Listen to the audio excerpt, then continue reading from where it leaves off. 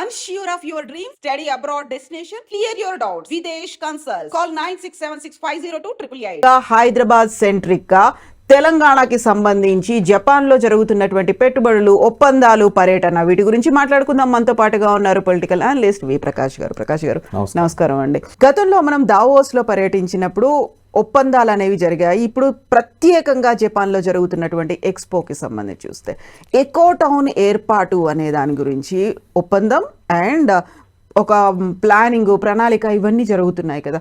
ఈ భవిష్యత్తులో ఎలా ఉండబోతుంది అంటారు అర్బన్ ట్రాన్స్ఫర్మేషన్ అనేది?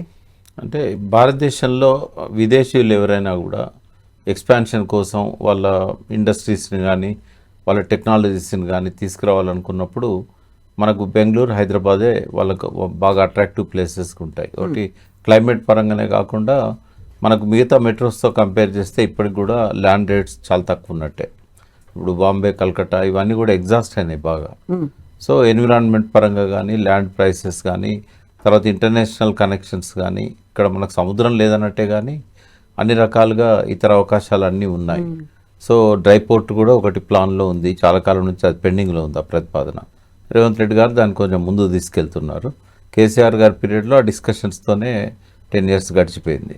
డ్రై పోర్ట్ రావడం అనేది కూడా మనకు అవసరం.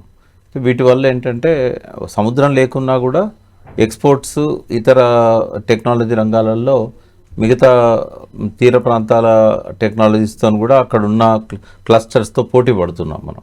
మనకు వైజాగ్ కొంత కాంపిటీషన్ ఇస్తుంది, ఎందుకంటే అక్కడ పోర్ట్ ఉంది.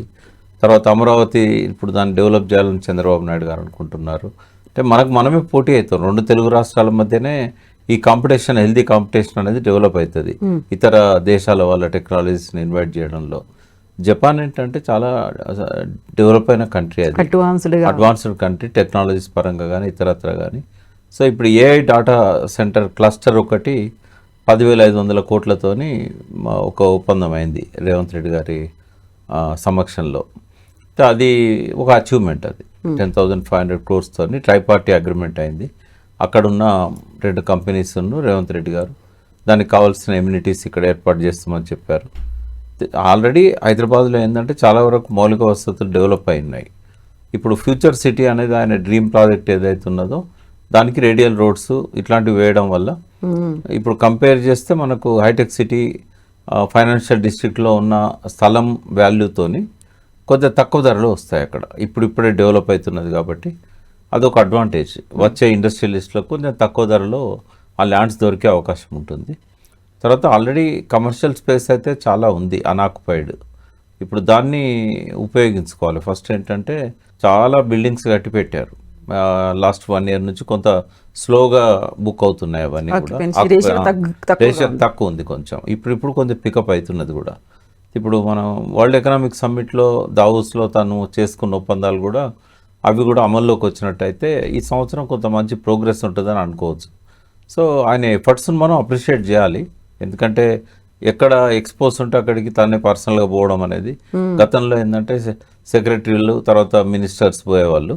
సీఎం డైరెక్ట్గా తెలంగాణలోనైతే లాస్ట్ 10 yearsలో ఒక చైనా తప్ప ఏది ఆయన, చైనా ఒకటి, సింగపూర్, మలేషియా, ఈ 3 దేశాలు తప్ప ఏ దేశానికి కేసీఆర్ గారు పోలేదు.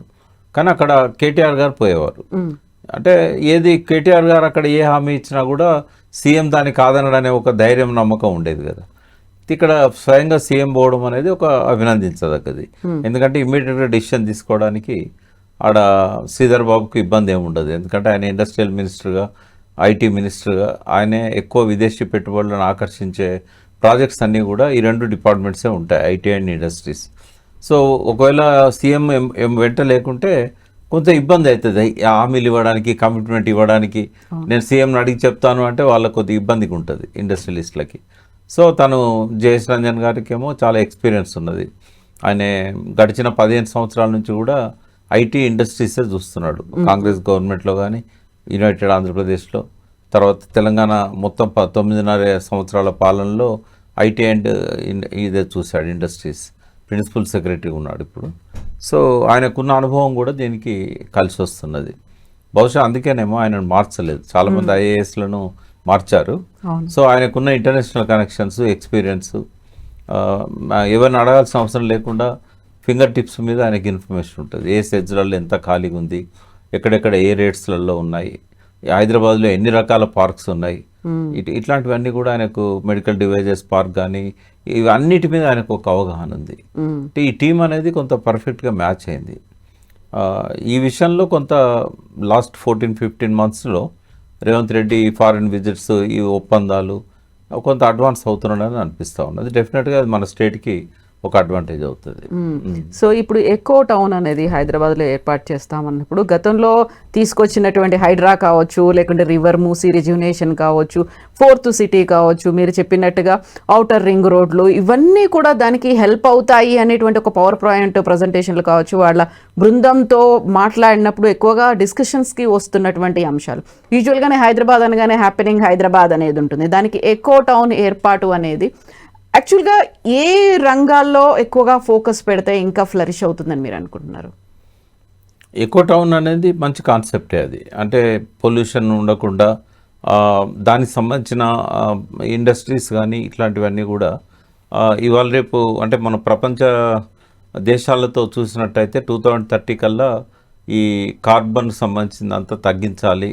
మనం అంతా ఎన్విరాన్మెంట్ అనేది చాలా ప్రాధాన్యత గల అంశం అని చెప్పి యునైటెడ్ నేషన్స్ సస్టైనబుల్ గోల్స్లో 2015లోనే మన దేశం సంతకం చేసింది. అయితే అనుకున్నంత వేగంగా అన్ని రాష్ట్రాలలో అది ముందుకు పోవడం లేదు. కంపేర్ చేస్తే మనం చాలా ముందున్నాం ఢిల్లీతోని, ఇతర పొల్యూషన్ బాగున్న సిటీస్తో. అయితే ఇండస్ట్రియలిస్ట్ కూడా వేరే దేశాల నుంచి వచ్చే వాళ్ళు దీనికి ఇంపార్టెన్స్ ఇస్తారు. ఈకో టౌన్ అని అనడం వల్ల కొంచెం పొల్యూషన్ ఫ్రీ ఉంటుంది, అక్కడ ఉండే ఎమ్యూనిటీస్ కానీ ఇవన్నీ కూడా కొంత జీరో పొల్యూషన్ వైపుగా వీళ్ళు వెళ్తున్నారు, అక్కడ మనం ఉంటే కొంత సేఫ్ అనేది ఆ దేశాలకు ఒక అవగాహన వస్తుంది. మంచిదే కాన్సెప్ట్ అది. బట్ దానికి తగ్గట్టుగా అక్కడ ఎన్విరాన్మెంట్ కూడా డెవలప్ చేయాల్సిన అవసరం ఉంటుంది. గ్రీనరీ పెంచాలి బాగా. తర్వాత ఈ డీజిల్ పెట్రోల్ వెహికల్స్ని కంప్లీట్గా ఎంట్రీ రెస్ట్రిక్ట్ చేయాలి. జనరల్ ఈకో టౌన్స్లో ఎట్లుంటుందంటే వాళ్ళ ఓన్ వెహికల్స్ ఉంటాయి, లిథియం బ్యాటరీతో నడిచేటి, ఈ సిఎన్జి కావచ్చు, లేకుంటే ఎలక్ట్రిక్ వెహికల్స్ కావచ్చు, బయటనే వాటిని పార్క్ చేయించేసి ఈ వెహికల్స్ అలా తీసుకెళ్తూ ఉంటారు. సో అట్లాంటి కేర్ కూడా తీసుకోవాలి ఈకో టౌన్ అన్నప్పుడు. తర్వాత వీలైనంత వరకు సోలార్ ఇట్లాంటి వాటి మీద ఎలక్ట్రిసిటీ ఇవ్వడము, థర్మల్ అనేది రెస్ట్రిక్ట్ చేయడము. ఇక్కడ థర్మల్ పవర్ జనరేట్ చేయకపోయినా అది వాడుతున్నారు అంటే అది కాన్సెప్ట్.